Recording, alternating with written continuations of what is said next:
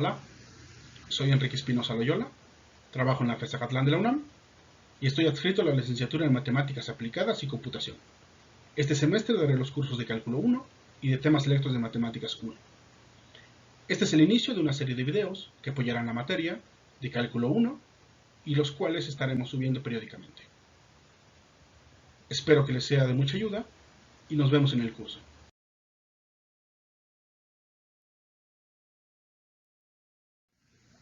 Desde que estamos en la primaria, nos enseñan a sumar, a restar, a multiplicar, a dividir. Es decir, nos enseñan a trabajar con los números reales. Lo que nunca se nos dice es, en realidad, qué son los números reales. El objetivo de este video es dar una definición de lo que son los números reales. Comenzaremos dando una clasificación de los números reales. Posteriormente, hablaremos de los tres grandes grupos de axiomas. Los axiomas de campo, los axiomas de orden y el axioma del supremo.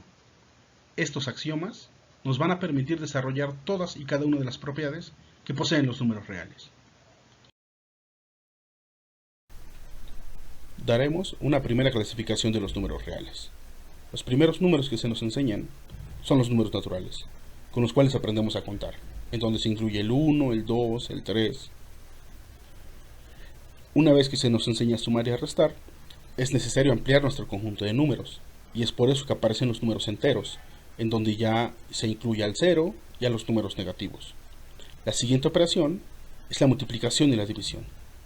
Para ello, nuevamente ya no alcanzan los enteros, y es por eso que hay que ampliar nuestro conjunto de números, y es en donde aparecen los números racionales, en donde ya se incluyen tanto las fracciones como los números periódicos. Fuera de estos, existe otro conjunto de números, que son los irracionales, en donde ya aparecen números como pi, raíz de 2, Nótese que los naturales forman parte de los enteros forman parte de los racionales, y todo esto son los racionales.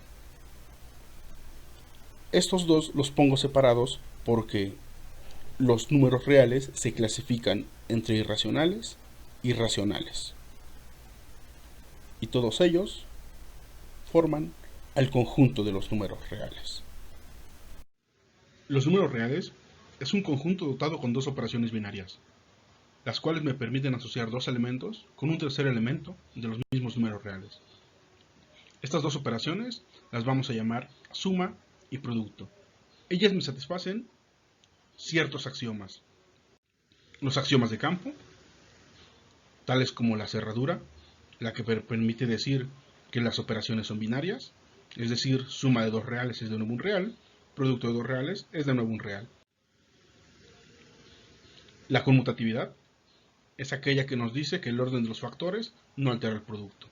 Es decir, que no importa el orden en el que sumemos y no importa el orden en el que multipliquemos, el resultado será el mismo. Tenemos la asociatividad, la cual me permite operar más de dos elementos. Por ser operaciones binarias, las operaciones son entre dos elementos, pero justo la asociatividad me permite asociar como yo crea mejor o considere necesario. Tenemos existencia de elementos neutros. Para el caso de la suma es el 0, para el caso del producto es el 1. Como existen neutros, existen los inversos. Existe el inverso aditivo y el inverso multiplicativo. Al inverso aditivo le llamaremos menos a y al inverso multiplicativo le llamaremos a la menos 1. Los inversos multiplicativos solamente existen cuando los números son distintos de 0.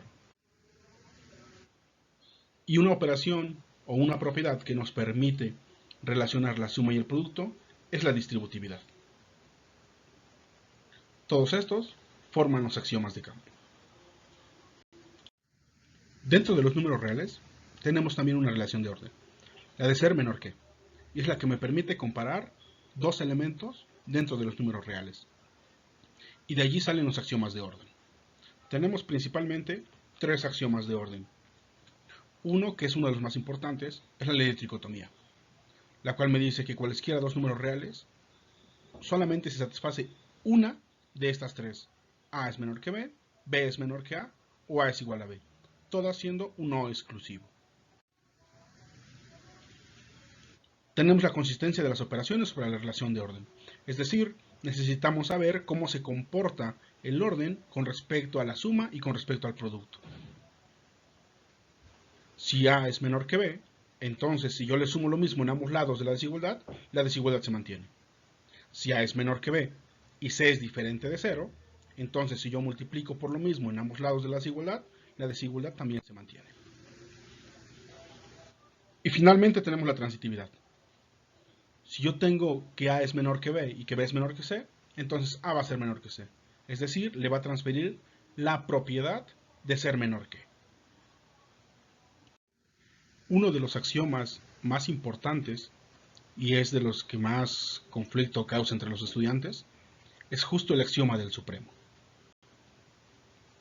El axioma del supremo es el que nos permite diferenciar a los números reales de muchos otros conjuntos.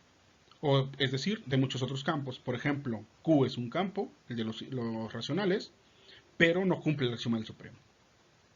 ¿Qué dice el axioma del supremo?